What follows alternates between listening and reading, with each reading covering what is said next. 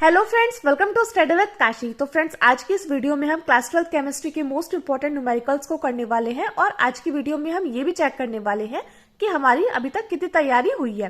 क्योंकि देखिए, ये हमारे वो क्वेश्चंस है जो कि हर साल पूछे जाते हैं। यानी कि अगर आपने इन सारे क्वेश्चंस को सॉल्व कर लिया ना, इन सारे न्यूमेरिकल्स को अच्छे से सॉल्व कर लिया, तो आप समझ जाना कि आप इस बार टॉपर बनने वाले हैं। और अगर आपने इस बार ये क्वेश्चंस को सॉल्व नहीं किया, यानी कि एक दो क्वेश्चन में आपको अगर प्रॉब्लम है, तो समझ जाना कि आपकी तैयारी भी ठीक से नहीं हुई है, तो आपको और बेहतर करने की जरूरत है। तो चलिए फ्रेंड, देखते हैं। इसमें हमारा पहला क्वेश्चन है Na2CO3 के 0.2 m विलियन के 500 मिली के लिए आवश्यक मात्रा है। तो आप इसमें बताइए, ये मान लीजिए ये हमारा प्रश्न नंबर 1 है। ठीक है, प्रश्न नंबर 1 का आपको इसमें आंसर बताना है। प्रश्न नंबर 1 का आंसर कौन सा है? ए होगा, बी होगा, सी होगा या डी होगा। यानी कि आपको इसमें बताना है कि इसमें आपका कौन सा आंसर बिल्कुल सही होगा। तो देखिए, सबसे पहले हम देखते हैं Na2CO3। ये क्या होता है? ये होता है सोडियम कार्बोनेट। तो सोडियम कार्बोनेट की 0.2 m विलियन के 500 मिली के लिए आवश्यक मात्रा, हमें इसमें क्या बतानी है? हमें इसमें आवश्यक मात्रा बतानी है। तो सबसे पहले हम यहाँ पर लिखेंगे। और देखिए फ्रेंड्स, आप सभी क्वेश्चन का आंसर कमेंट करके जरूर बताइएगा, इससे आपको पता चलेगा आपकी अभी तक कितनी तैयारी हुई है। तो देखिए, सबसे पहले हम यहाँ पर क्या करेंगे? सबसे पहले हम यहाँ पर लिखेंगे दिया है। क्या क्या दिया गया है हमें? तो देखते हैं क्या क्या दिया गया है। इसमें दिया गया है Na2CO3 के 0.2 m।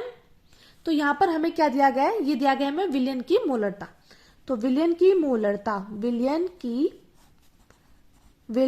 मोलरता, मोलरता को हम किससे प्रदर्शित करते हैं? तो बात करें मोलरता की, तो मोलरता को हम कैपिटल M से प्रदर्शित करते हैं। ठीक है, ये कितनी दी गई है हमें? ये दी गई हमें 0.2 m। ठीक है, वो हम यहाँ पर लिख देते हैं। अब हमें दूसरी बात क्या बोली गई है? इसमें बोली गई है विलियन का आयतन। वो आयतन कितना दिया गया है? 500 मिली दिया गया है। ठीक है, तो विलियन का आयतन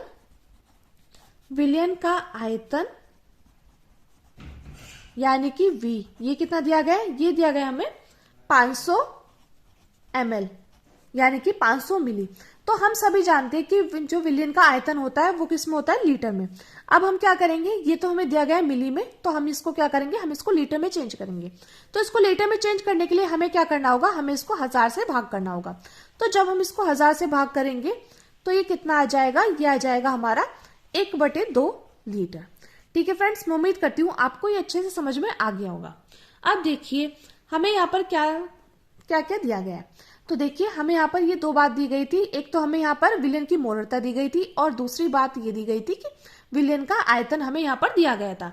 अब हमें क्या निकालना है? हमें यहाँ पर Na2CO3 यानी कि सोडियम कार्बोनेट का मोलर द्रव्यमान यानी कि अणुभार निकालना है। तो सबसे पहले हम वो निकालेंगे। तो Na2CO3 का मोलर द्रव्यमान, Na2CO3 का मोलर द्रव्यमान, जिसको हम M2 भी बोलते हैं। ठीक है, तो देखिए हम इसको कैसे निकालेंगे। हम जानते हैं सोडियम का कितना होता है? परमाणु क्रमांक 23 होता है। तो सोडियम कितने हैं? 2 है, तो 2 गुणा 23। ठीक है, प्लस कर दिया। कार्बन कितने हैं?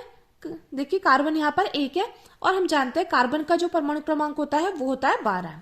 प्लस ऑक्सीजन का कितना होता है? ऑक्सीजन का होता है 16, तो 16 गुणा 3। तो देखिए यह कितना निकल कर आएगा? 23 की गुणा अगर हम 2 में करेंगे कितना आ जाएगा? 46। 46 प्लस 12 प्लस 16 कितने होते हैं? 48। यानी कि जब हम इसको ऐड करेंगे तो कितना आ जाएगा? 106 ग्राम प्रति मोल निकल कर आ जाएगा। अब हम क्या निकालेंगे? हम निकालेंगे Na2CO3 की आवश्यक मात्रा, यानी कि W2 हमें निकालना होगा। तो ये हमसे क्वेश्चन पूछा गया। तो Na2CO3 की आवश्यक मात्रा यानी कि W2, ये हमें क्या करना है? ये हमें निकालना है।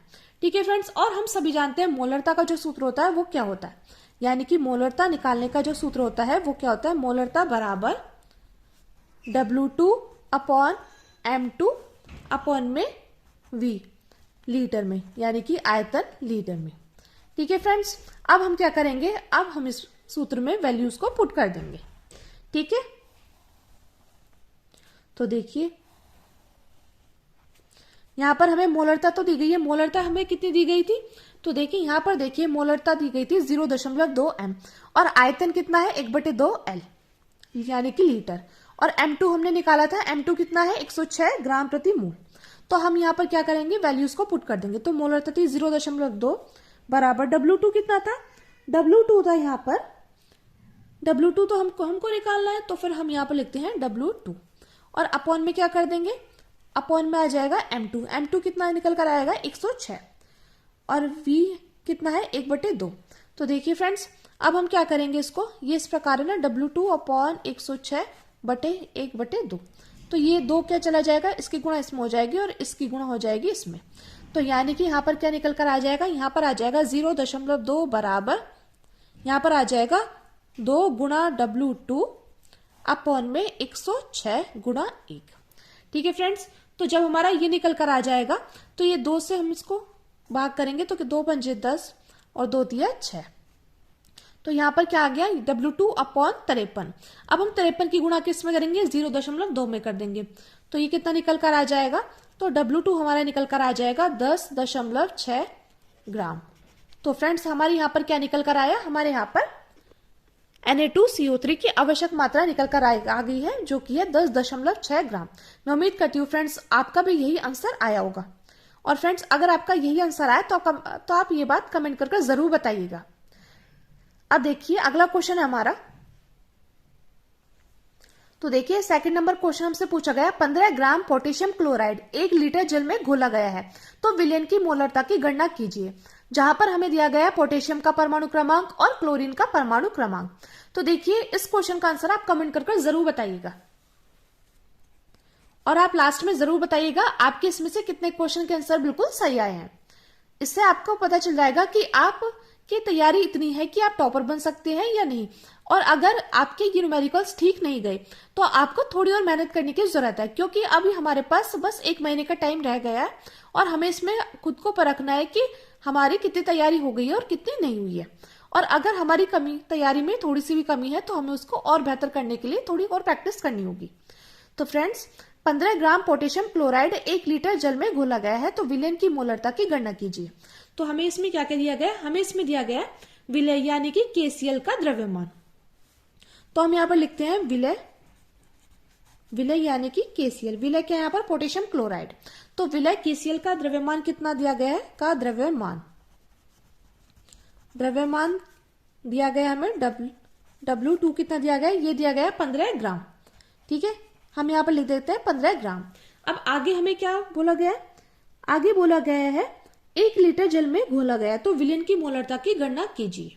तो हमें क्या करना होगा, हमें अब इसका विलय यानी कि KCl का अणुभार भी निकालना होगा, जिसको मोलर द्रव्यमान भी बोलते हैं। तो हम यहाँ पर लिखेंगे KCl का मोलर द्रव्यमान, KCl का मोलर द्रव्यमान, जिसको हम लोग क्या बोलते हैं, इसको हम लोग M2 भी बोलते हैं। ठीक है फ्रेंड्स, तो देखिए हमें यहाँ पर परमाणु क्रमांक दिया गया है K का 39 और Cl यानी कि क्लोरीन का कितना दिया गया है, ये दिया गया है 35.5। तो जब हम इसको जोड़ेंगे तो हमारा कितना निकल कर आ जाएगा, यह आ जाएगा हमारा 74.5 ग्राम प्रति मोल निकल कर आ गया है। अब देखिए हमें क्वेश्चन में क्या दिया गया है, 1 लीटर जल में घोला गया है, यानी कि हमें विलयन का आयतन कितना दिया गया है, 1 लीटर दिया गया है। तो हम यहाँ पर लिखते हैं विलयन का आयतन ये कितना दिया गया है, ये दिया गया हमें 1 लीटर। ठीक है, यानी कि कैपिटल V कितना दिया गया है, ये दिया गया है 1 लीटर। अब देखिए हमें इसमें क्वेश्चन में क्या निकालना है, हमें क्वेश्चन में निकालनी है विलयन की मोलरता। क्या निकालना है, हमें निकालनी है विलयन की मोलरता। विलयन की मोलरता यानी कि कैपिटल M निकालनी है। ठीक है, और हम सभी जानते हैं मोलरता का सूत्र क्या होता है, मोलरता का सूत्र होता है, मोलरता बराबर होता है, देखिए मोलरता यानी कि कैपिटल M, ये होता है W2 अपॉन में M2 अपॉन में V लीटर में। ठीक है, ये तो हम सभी जानते हैं। अब हम लोग क्या करेंगे, इसमें हम क्या करेंगे, वैल्यू को पुट कर देंगे, यानी कि इस सूत्र के अंदर हम क्या करेंगे, वैल्यूज को पुट कर देंगे। तो W2 हमें क्या दिया गया, W2 दिया गया 15 ग्राम। तो सबसे पहले हम यहाँ पर करेंगे 15 और देखिए M2 कितना दिया गया है, M2 है हमारा 74.5। तो हम कर देंगे 74.5 बटे में आयतन कितना दिया गया है, 1 दिया गया है, यानी कि हम क्या मानेंगे, इसके नीचे भी हम 1 मान लेते हैं, तो इसकी गुणा हो जाएगी इसमें और इसकी गुणा हो जाएगी इसमें। तो यानी कि ये निकल कर आ जाएगा 15 बटे 74.5। तो देखिए अब हम क्या देख पा रहे हैं, हम ये देख पा रहे हैं कि एक डिजिट से पहले क्या है, पॉइंट है, तो जब हम इसको हटाएंगे तो ऊपर क्या आ जाएगी, 0 आ जाएगी। अब हम लोग क्या करेंगे, हम लोग इसको 5 से भाग कर देंगे, क्योंकि यहाँ पर जो संख्या के लास्ट में है 5, तो 5 से भाग करेंगे तो ये आ जाएगा 5 3 15, 0 की 0, 5 एकम 5, 5 चौक 20 और 5 में 45, यानी कि ये आ गया 30 भाग 1 4 9। तो जब हम इसको इससे भाग करेंगे तो ये कितना निकल कर आ जाएगा, मोलरता हमारी निकल कर आ जाएगी 0.20 मोल प्रति लीटर, या आप चाहे तो इसको लिख सकते हैं 0.2 MB लिख सकते हैं, या तो आप ये लिख दीजिएगा या आप ये लिख दीजिएगा, आपके पूरे में से पूरे मार्क्स मिल जाएंगे। और फ्रेंड्स आप कमेंट करके जरूर बताना आपके कितने क्वेश्चन सही जा रहे हैं। अब देखिए अगला क्वेश्चन हमसे इसमें पूछा गया है, 100 ग्राम विलायक में विलय का 1/10 मोल घुला है, तो विलयन की मोललता याद कीजिए। तो हमें इस क्वेश्चन में बताना है 100 ग्राम विलायक में विलय का मोल 1/10 मोल घुला है, तो विलयन की मोललता की हमें इसमें क्या करनी है, गणना करनी है।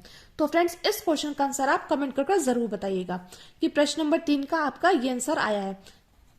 इस क्वेश्चन का आंसर आप कमेंट करोगे, ठीक है फ्रेंड्स, और ज्यादा से ज्यादा कमेंट जरूर करना और ये बताना आपके कितने आंसर सही जा रहे हैं। अब देखिए अगला क्वेश्चन हमारा, और फ्रेंड्स अगर आपको प्रश्न नंबर 3 नहीं आया तो आप वो भी कमेंट करके जरूर बताइएगा, हम अगली वीडियो में उसका आंसर जरूर देंगे। और फ्रेंड्स जिसका आंसर बिल्कुल सही होगा उसका आंसर हम पिन जरूर करेंगे। अब देखिए अगला क्वेश्चन है हमारा प्रश्न नंबर 4, 11.7 ग्राम सोडियम क्लोराइड को 500 ग्राम जल में घोला गया, तो विलयन की मोललता की गणना कीजिए।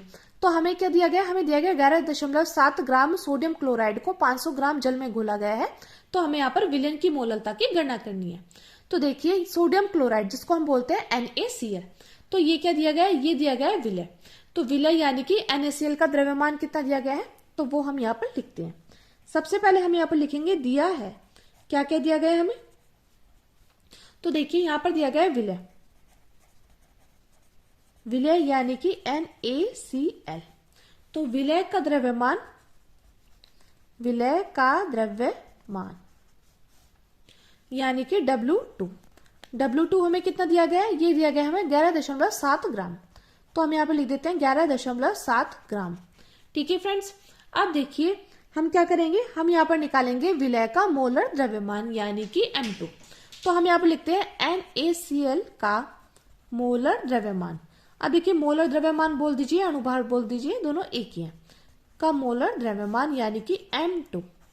तो देखिए हमें यहाँ पर, हम सभी जानते हैं कि सोडियम का जो परमाणु क्रमांक होता है, सोडियम का कितना होता है, सोडियम का होता है 23, और बात करें क्लोरीन का, क्लोरीन का होता है 35.5।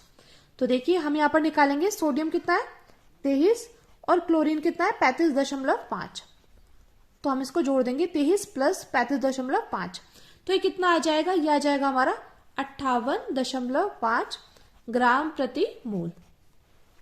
अब देखिए हमें यहाँ पर क्या दिया गया है, 500 ग्राम जल में घोला गया है, यानी कि हमें विलायक दिया गया है, H2O का द्रव्यमान कितना दिया गया है 500 ग्राम, तो हम यहाँ पर लिखते हैं विलायक यानी कि H2O का द्रव्यमान, विलायक, विलायक यानी कि H2O का द्रव्यमान यानी कि W1,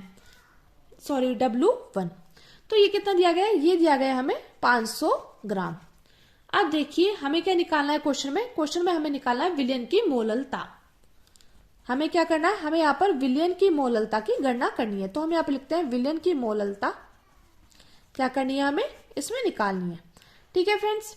तो हम सभी जानते हैं कि मोललता का सूत्र क्या होता है, तो देखिए बात करें मोललता की, तो मोललता यानी कि स्मॉल m, इसको हम स्मॉल m या m डैश से प्रदर्शित करते हैं, ठीक है। तो हम सभी जानते हैं इसका सूत्र होता है W2 अपॉन M2 अपॉन में W1 ग्राम में, और देखिए अगर ये ग्राम में तो यहाँ पर 1000 से गुणा जरूर होगी, ठीक है फ्रेंड्स। मैं उम्मीद करती हूँ आपको ये अच्छे से समझ में आ रहे होंगे और आप इन क्वेश्चन का आंसर बिल्कुल सही दे रहे होंगे।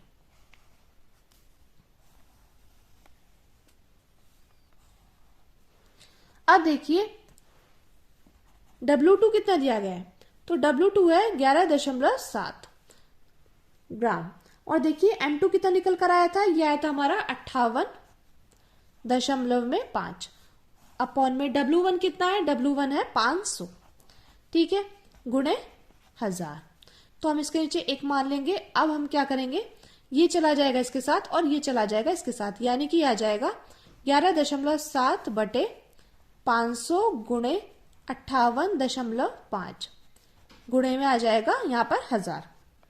यहाँ पर 1000 था, यहाँ पर मिस्टेक हो गई थी। तो हम जानते हैं 500 गुणे 2 कितना होता है, 1000 होता है। तो देखिए यह 11.7 गुणा 2 बटे में है 58.5। 58.5। तो जब हम 11.7 की गुणा 2 में करेंगे तो कितना आ जाएगा, यह आ जाएगा 23.4 बटे में 58.5। तो एक डिजिट से ये भी एक डिजिट से पहले पॉइंट था, ये भी एक डिजिट से पहले पॉइंट था, तो इससे कैंसिल हो जाएगा। तो जब हम 234 को 585 से भाग करेंगे तो कितना निकल कर आ जाएगा, ये आ जाएगा हमारा 0.4 मोल प्रति केजी। तो फ्रेंड्स यहाँ पर जो हमारी मोललता निकल कर आ गई है, तो हमें क्या निकालनी थी, हमें निकालनी थी विलयन की मोललता। तो विलयन की मोललता कितनी निकल कर आ गई है, 0.4 मोल प्रति केजी। तो फ्रेंड्स ये हमारे इस क्वेश्चन का फाइनल आंसर निकल कर आ चुका है। और आप कमेंट करके जरूर बताइएगा आपके कितने क्वेश्चन सही जा रहे हैं। अब देखिए अगला क्वेश्चन है हमारा।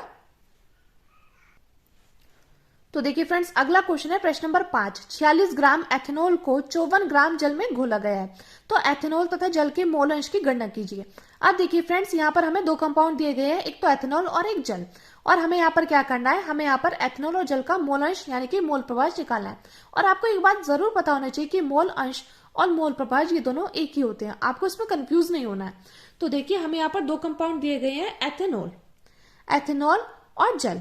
तो हम यहाँ पर क्या करेंगे, सबसे पहले एक साइड लिख लेंगे एथेनॉल और एक साइड हम लिख लेंगे जल, ठीक है। और हम सभी जानते हैं एथेनॉल क्या होता है, C2H5OH यानी कि एथिल अल्कोहल। और बात करें जल की, जल होता है हमारा H2O। तो सबसे पहले हमें दिया गया है 46 ग्राम एथेनॉल, यानी कि ये क्या दिया गया है, ये दिया गया हमें विलय का द्रव्यमान यानी कि एथेनॉल का द्रव्यमान W2। तो हम यहाँ पर लिखते हैं एथेनॉल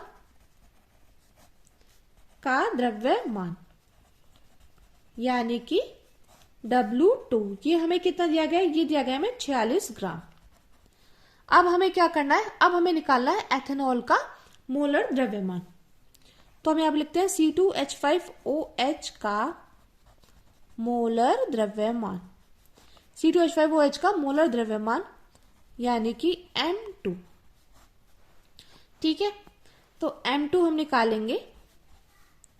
हम जानते हैं कार्बन का कितना होता है, 12 होता है, लेकिन यहाँ पर है 2 कार्बन, तो 12 गुणा 2 प्लस हाइड्रोजन का कितना होता है, 1 होता है, लेकिन यहाँ पर हाइड्रोजन के साथ है 5, तो 5 गुणा 1 प्लस ऑक्सीजन का कितना होता है 16 प्लस हाइड्रोजन का 1।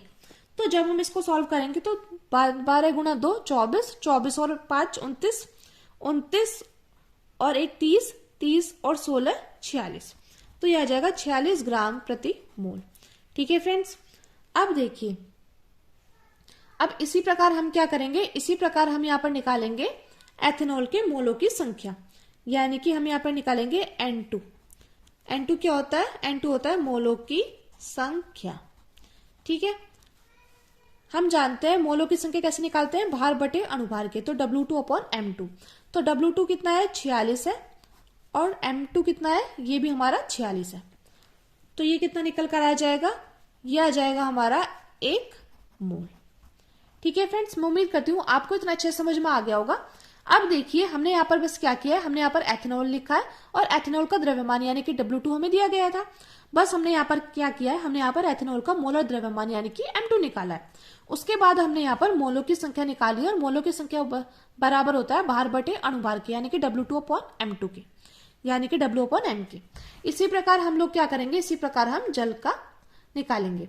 तो जल का हमें द्रव्यमान कितना दिया गया है 54 ग्राम।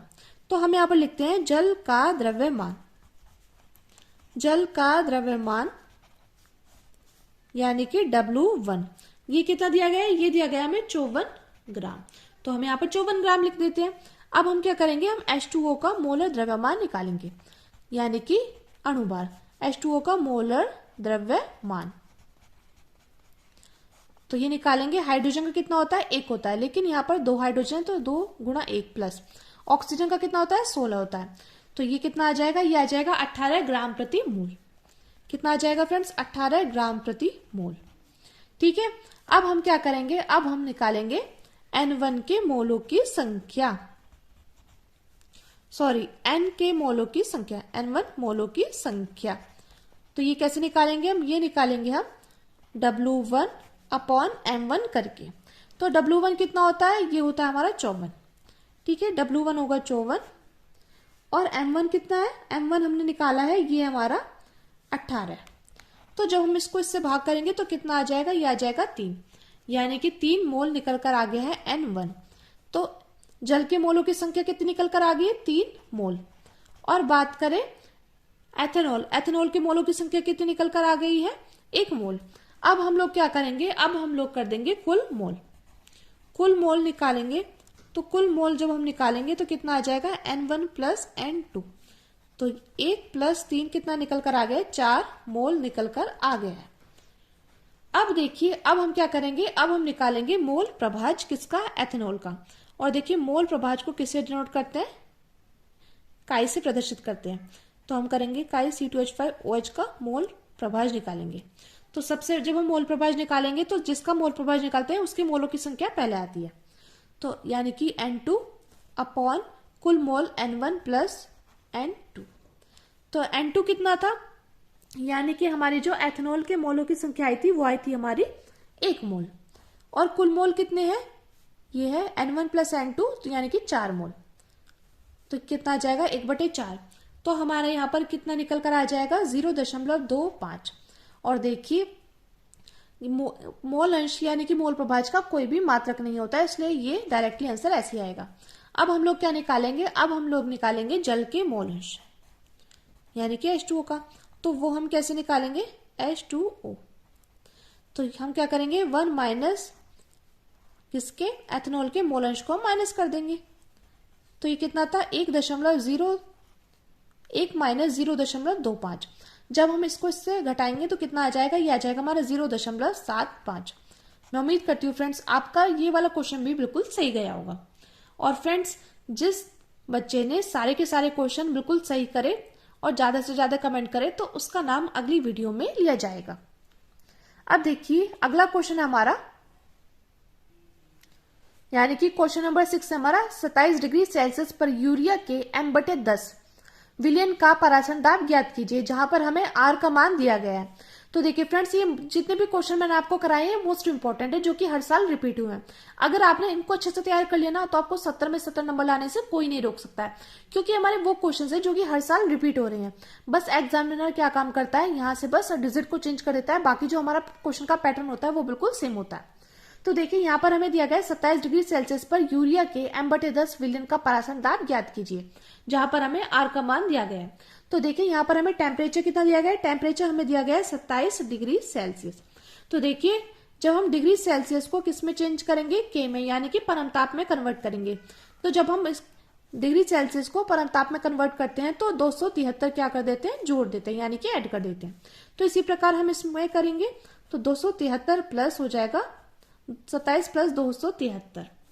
तो ये कितना निकल कर आ जाएगा, ये आ जाएगा हमारा 300 केल्विन। मैं उम्मीद करती हूँ फ्रेंड्स इतना अच्छे से आपको समझ में आ गया होगा। ये हमने क्या किया, जब भी हमें क्या टेम्परेचर दिया गया हो डिग्री सेल्सियस में, तो हमें क्या करना होता है, हम इसको परमताप में कन्वर्ट करने के लिए 273 को जोड़ना होता है। तो इसी प्रकार से हमने यहाँ पर किया है। उसके बाद देखिए हम क्वेश्चन में देखते हैं यूरिया के M/10 विलयन का परासन दाब ज्ञात कीजिए। तो ये जो हमें दिया गया है, ये हमें दी गई है सांद्रता, यानी कि C कितना दिया गया है, 1/10 मोल। कितनी दी गई है, 1/10 M, या आप चाहे तो इसको लिख सकते हैं 1/10 मोल प्रति में लीटर।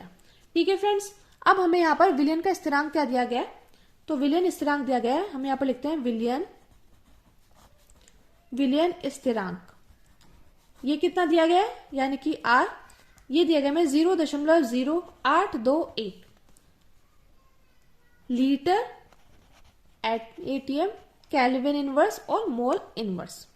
ठीक है फ्रेंड्स, ये है हमारा मोल इनवर्स। ठीक है, और आप यहां पर भी देख सकते हैं लीटर इंटू एटीएम, यानी कि लीटर इंटू वायुमंडल प्रति केल्विन इंटू मोल। ठीक है फ्रेंड्स, अब हम लोग क्या करेंगे, हमने निकालना है परावर्तन दाब। क्या निकालना है, हमें इसमें परावर्तन दाब निकालना है। तो हम जानते हैं हमारा सूत्र होता है pi into V is equal to N R T. ठीक है, ये क्या होता है, ये होता है हमारा सूत्र। अब आप इसमें ये सोचोगे हमें एन का मान नहीं पता और हमें वी यानी कि आयतन का मान नहीं पता, तो हम इस क्वेश्चन का आंसर किस प्रकार से निकालेंगे। तो देखिए फ्रेंड्स, आपको सब कुछ पता है, तो देखिए ये है एन, इसके अपॉन में चला जाएगा वी, क्योंकि ये क्या है पाई के साथ गुणा में, तो बराबर के दूसरी तरफ जब जाएगा ये हो जाएगा भाग में, तो ये हो जाएगा आर टी। और हम सभी जानते हैं सांसी यानी कि सांता बराबर होता है एन अपॉन वी के, तो हम क्या करेंगे एन अपॉन वी की जगह क्या रख देंगे, सी रख देंगे, तो ये हो जाएगा pi is equal to C R T. ठीक है फ्रेंड्स, मैं उम्मीद करती हूँ आपको अच्छे समझ में आ रहा होगा। अब पाई इज इक्वल टू हो जाएगा सी का मान कितना है 1/10 और आर का मान कितना दिया गया 0.0821 litre into ATM kelvin inverse mole inverse, और टेम्परेचर कितना है, टेम्परेचर हमारा 300। तो इस जीरो से ये जीरो कैंसिल, और जब हम इसकी गुणा इसमें करेंगे तो कितना निकल कर आ जाएगा, तो ये आ जाएगा 2.4630 एटीएम यानी कि वायुमंडल। तो देखिए फ्रेंड्स, ये हमारा इस क्वेश्चन का फाइनल आंसर निकल कर आ चुका है।